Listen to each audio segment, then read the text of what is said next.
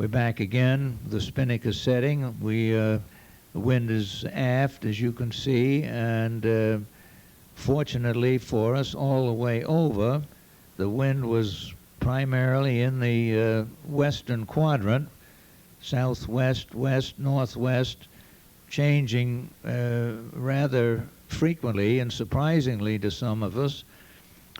The boat, of course, was fairly narrow and deep, 10-foot 3 beam and about almost 8 feet draft, with approximately 8 tons of lead on the keel, so she was somewhat of a pendulum at times.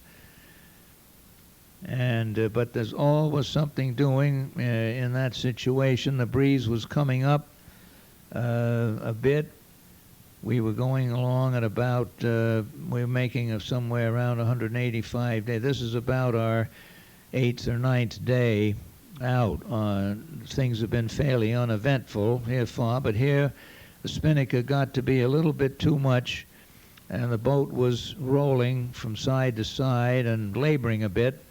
So the crew got together, and even the cook came out to help take that one down. And then in a few moments, you see it took a lot of fast and capable crew work to bat that sail in and keep it from going overboard, which they did. And then that was stowed temporarily on top of our dinghy upside down, and the crew helps to get that ready to stow down below.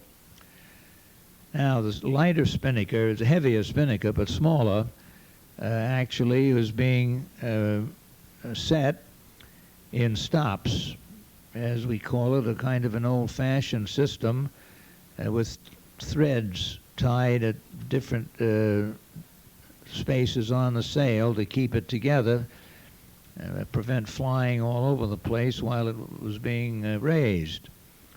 The pole then is set out with a guy, a rope coming aft and stern, and a forward guy coming around forward, and out pull the sheet on the spinnaker is pulled loose, and the sail balloons right out. That eased the boat up quite a bit, and she was moving along, and we were doing well in this area, 8.5, 9 knots. And a little bit later on, we reached our peak, which I believe now was 11.7 at one time, but in 11.5 knots for quite a spell one day. The cook, you see, is a very versatile fellow, doing some sail repair, helped by a member of the crew who's always kind of making friends with the cook. That always turns out to be a pretty good strategy. Now we have, again, you see, we're heading up in the east, and we've got some west behind us. Rod at the helm. He and Mr. Stevens and I are on the port watch. Rod is trying to show you how smoothly Dorade sails in this kind of condition with very little pull on the helm, very nicely balanced. Her main movement, beside rolling through it, was rolling from side to side. Again, moving along in good shape.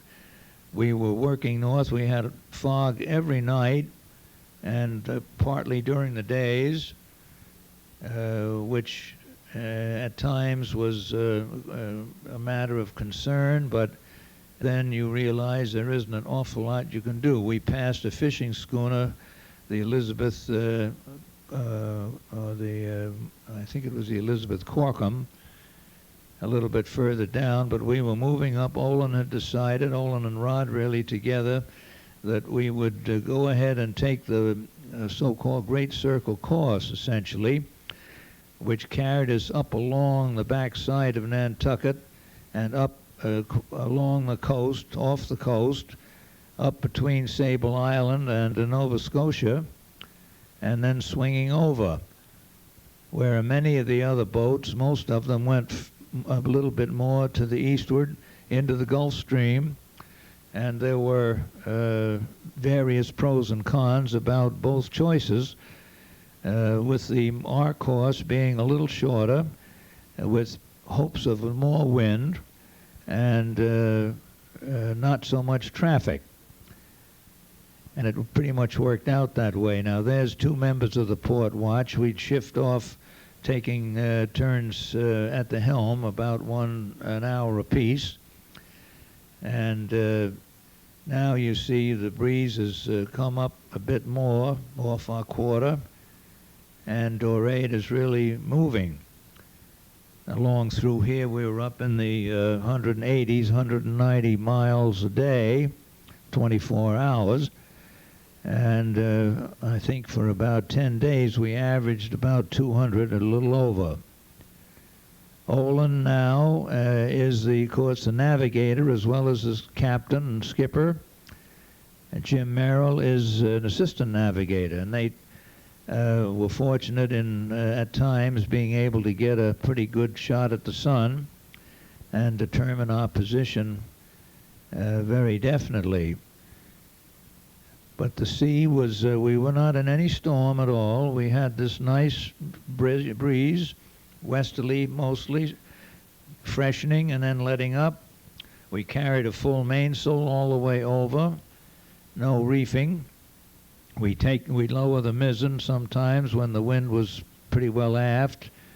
Didn't give us too much push, and we had the little fisherman's staysail, which you see set between the main and mizzen mast. And she's pulling a bit now on the helm as she drives along and kind of curls around some of those rollers. She's got her nose right into it. We get very little water on deck, though, all the way over. We had the Charlie Noble there spinning the ventilator for the galley, a very important fixture. And we always liked to see her spinning because that meant there was a pretty good breeze. We were pushing along here in the 9.5, 10 knot range. Very comfortable boat, well put together, beautifully designed and built under Rod's supervision. Olin was, of course, the designer, and both the brothers worked so closely together. And a beautiful job all the way, well taken care of, lots of details taken care of, which Rod was particularly responsible for, and constantly on the alert all the way over for any troubles or any adjustments that might be made. A good deal of sail adjusting, not so much changing sails, but adjusting, trimming and easing sails. Surprising number of changes that took place out there in the ocean. You wouldn't think that to kind of look at it, trying to see how the breeze was going. These pictures are not in necessarily a complete day-to-day sequence, so I don't try to identify each particular day, but Mr. Stevens would get the camera out when particularly interesting points of sailing were taking place.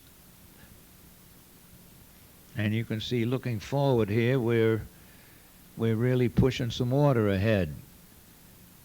Wind whipping up under the bow, and we hadn't seen anything other than the dolphins for some time, but we had a little pool going about seeing some sights, some boats, ships out there as we moved across the ocean. Olin is now at the helm, and she shows a little bit more activity on the rolling process. The cook, in conditions like that, would just holler up, "Sailor, boys, sailor, the heck with the rolls," and the soup would come up just as usual, hot and good. All the meals came right along. The cook was just terrific.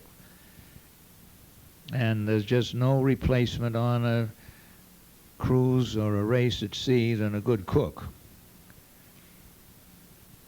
At times we were rolling enough so that the end of the main boom would flip across the top of the water, and then as she rolled the other way, the spinnaker pole would go down pretty far. And that got a little bit worrisome, but never a serious problem, because if some adjustment on the trim would usually take care of that.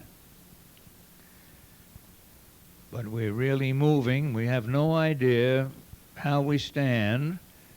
The fog is lifting here this day, and those bright sunny days we had following the lifting fog were a joy.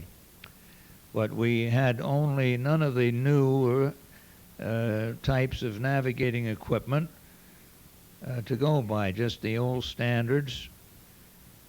Rod and Olin now sharing the tiller because she was rolling fairly heavily and pulling a bit hard. So they took no chances on having anything go wrong there.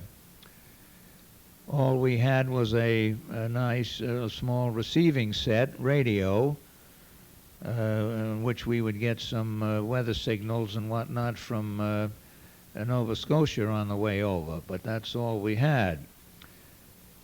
The sextant and the chronometer. We had a trail to log for a while.